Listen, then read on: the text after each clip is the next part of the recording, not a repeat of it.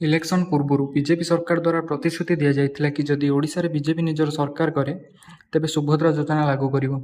एही सुभद्रा योजना कौन एवं एहाकु केउमाने आवेदन करिपारिबे आसंतु जानिबा। ओडिशा रे नुआ सरकार बीजेपी रो प्रथम मुख्यमंत्री मोहन चरण माझी प्रथम दिन में कैबिनेट बैठक में सुभद्रा योजनार घोषणा कर दैछंती। एही योजनार ओडिशार समस्त महिला मानकु 50,000 टंकार भाउचर दियाजिबो। सुभद्रा योजनार मूल लक्ष्य होछि महिला मानकु सशक्ति करिबा एवं समाज रे सेमानकु आर्थिक स्वावलंबी प्रदान करिया।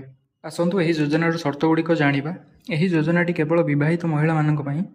महिला माने 2 वर्ष मध्य 50,000 टंका पाइबे। प्रथम वर्ष 25,000 एवं द्वितीय वर्ष 25,000। एबे एही योजनार एलिजिबिलिटी कथा जानिबा। केउ माने एहाकु आवेदन करिपारिबे। जेउ महिला माने आवेदन करिवे से माने ओडिशावासी होइतिबा दरकार एवं तांको बयस 23 रु 59 वर्ष मध्य होइतिबा दरकार। आउ जेउ महिला माने सरकारी चाकरी करछंती से माने एहाकु अप्लाई करिपारिबे नाही।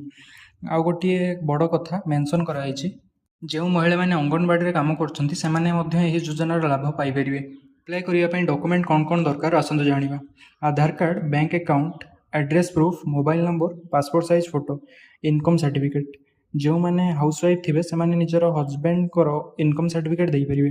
राशन कार्ड थिबा निहाती दरकार, कारण यही योजनाटी मुख्यतः मध्यवित्त और गरीब लोक मानक पई। बीजेपी सरकार हेलार गोटे सप्ताह मध्य यार आवेदन आरंभ कर बीजेपी सूचना देता।